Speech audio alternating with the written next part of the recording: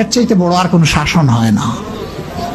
কিন্তু আপনি যদি মাকে খুশি করতে গিয়ে মায়ের সামনে তাকে ধমক দেন, তার ব্যক্তিত্বের উপর আপনি তীর ছুঁড়েছেন, আঘাত দিয়েছেন, সে ফুঁসে উঠবে। সে বলবে সব উজাড় করে তোমার এই সংসারে দিলাম, আজকে তুমিই না আমাকে এইভাবে বেইজ্জত করলে। সে মানুষ তো, তার মানবিক রিয়াকশন হবে। কাজ করবো না আমরা কেউ।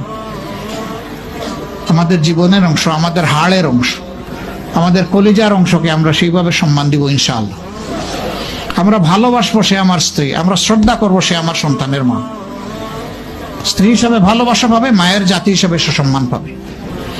এই দুইটা ব্যালেন্স করে যদি আমরা চলি, গোয়ার হবে জান্নাতের টুকরা ইনশাআল্লাহ। তোমাদের মধ্যে ওই ব্যক্তি, ওই পুরুষ আল্লাহর কাছে বেশি সেরা যে তার স্ত্রীর কাছে সেরা। এজন্য সম্মানিত ভাইয়েরা, যারা আমার কথা শুনছেন, আমরা যদি আল্লাহর কাছে প্রিয় হতে চাই, আমরা কিন্তু আমাদের স্ত্রীদের কাছে প্রিয় হতে হবে। স্ত্রীদের সাথে ভালো সম্পর্ক রাখতে হবে। স্ত্রীকে আগে সালাম দেন, স্ত্রীকে ভালোবাসুন, স্ত্রীর নানা ধরনের কাজের প্রশংসা করুন, দেখবেন ঘরটা জান্নাতের টুকরা হয়ে গিয়েছে।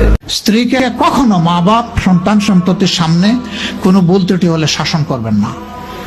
একা নিয়ে বুকে জড়িয়ে ধরে তার সমস্ত নেক কাজের স্বীকৃতি দিয়ে তারপরে বলবো যে এরকম একটা বিষয় আমি দুঃখ পাই নাই, তবে আমি চাই যে এটা তুমি কারেকশন করে নাও, এবং আমি আল্লাহর দরবারে তোমার জন্য দোয়া করব।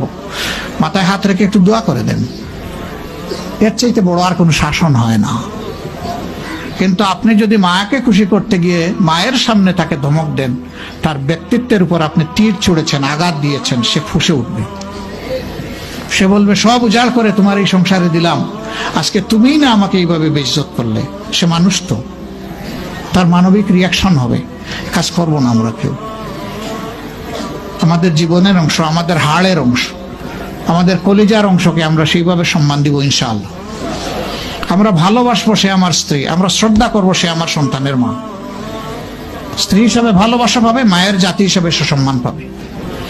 এই দুইটা ব্যালেন্স করে যদি আমরা চলি, গোয়ার হবে জান্নাতের টুকরা ইনশাআল্লাহ। স্বামী যখন তার স্ত্রীকে ভালোবাসে, স্বামীর ভালোবাসায়, স্বামীর আদরে, স্বামীর ছোঁয়াতে স্ত্রী যত সুন্দর ছিল তার চাইতে বেশি সুন্দর হয়ে যায়। সুবহানাল্লাহ পড়ে। কারণ স্বামীর স্পর্শে, স্বামীর আদরে, স্বামীর ছোঁয়াতে আল্লাহ একটা অসাধারণ বরকত ঢুকিয়ে দিয়েছে। ফলে মেয়ে দেখবেন বিয়ের আগে যত সুন্দরী থাকে, বিয়ের পরে আরো বেশি সুন্দরী হয়ে যায়। কেন?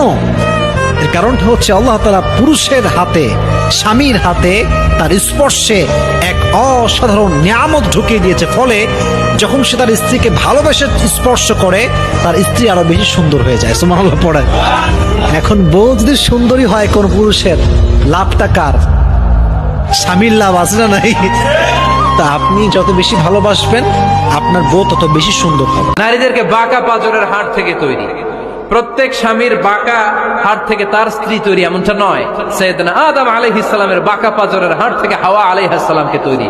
ফলে ওই একটা বাঁকা স্বভাব প্রত্যেক নারীর ভেতরে আছে না নাই?